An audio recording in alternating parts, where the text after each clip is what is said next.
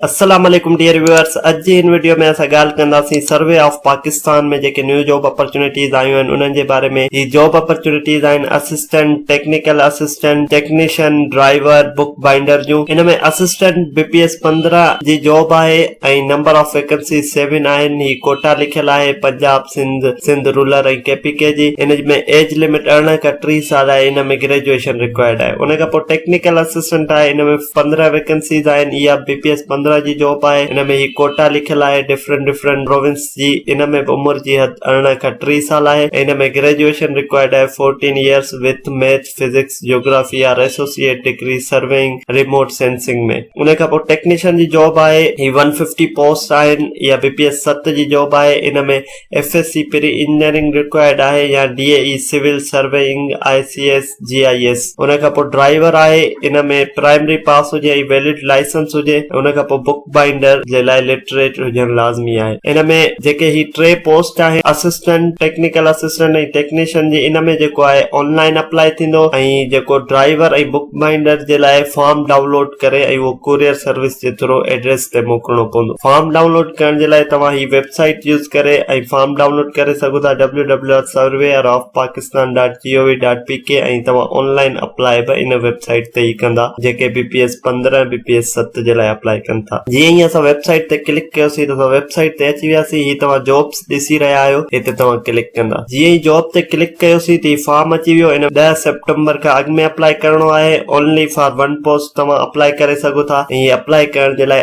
Assistant जी job आहे, technical assistant जी job आहे ऐं टेक्नीशियन। हिते तव्हां ऑनलाइन अप्लाई ते क्लिक करे ऐं अप्लाई कंदा। ऐं बुक बाइंडर जे लाइ ऐं ड्राइवर जे लाइ ही हेड फॉर्म आहे ऐं इहो तव्हां डाउनलोड करे फॉर्म फिल करे ऐं पोइ ही जेका एड्रेस आहे Tahir Iqbal Bhatt, chief administrative officer surveyor, general office survey of Pakistan, मरी रोड, फैजाबाद, रावलपिंडी, हिते तव्हां मोकिलींदा। पहिरियां ॾिसूं था ऑनलाइन अप्लाई कीअं कजे ऐं पोइ फॉर्म डाउनलोड करे ॾिसूं था फॉर्म। जीअं तव्हां अप्लाई ऑनलाइन जे बटन ते क्लिक कंदा त फॉर्म आहे, गूगल फॉर्म आहे हिकिड़ो। इहो तव्हांखे पूरो फिल करणो आहे जंहिंमें 3 पेजिस आहिनि। तव्हां फिल कंदा वेंदा फॉर्म ऐं पोइ नेक्स्ट कंदा वेंदा ऐं लास्ट में सबमिट जो बटन हूंदो, तव्हां सबमिट करे छॾींदा। वंस तव्हां सबमिट करे छॾींदा त पोइ फॉर्म एडिट वग़ैरह न थींदो। इन करे तव्हां सोचे सम्झे इनखे पोइ सबमिट कजो। उन खां पोइ ही जेको ड्राइवर ऐं बुक बाइंडर जे लाइ ही फॉर्म आहे इहो तव्हां डाउनलोड करे इनखे सेव करे इन जी प्रिंट कढाए ऐं पोइ इन ते तव्हां पंहिंजो डिटेल्स ॾेई पोइ तव्हां ही मोकिलींदा जेका एड्रेस मूं तव्हांखे पहिरियां ॿुधाई ऐं पोइ तव्हांजो अप्लाई थी वेंदो। इन्हनि जा ट्रेस सेंटर सिर्फ़ु ही हूंदा रावलपिंडी, लाहौर, पेशावर, कराची ऐं कोइट। उमीद था कयूं तव्हांखे सम्झ में अची वियो हूंदो त सर्वे ऑफ पाकिस्तान में अप्लाई कीअं कजे। मज़ीद इन्हनि वीडियोस जे लाइ असांजे चैनल खे लाइक कयो, सब्सक्राइब कयो जीअं असांजी ईंदड़ हर वीडियो मां पहुची सघे। अल्लाह हाफ़िज़।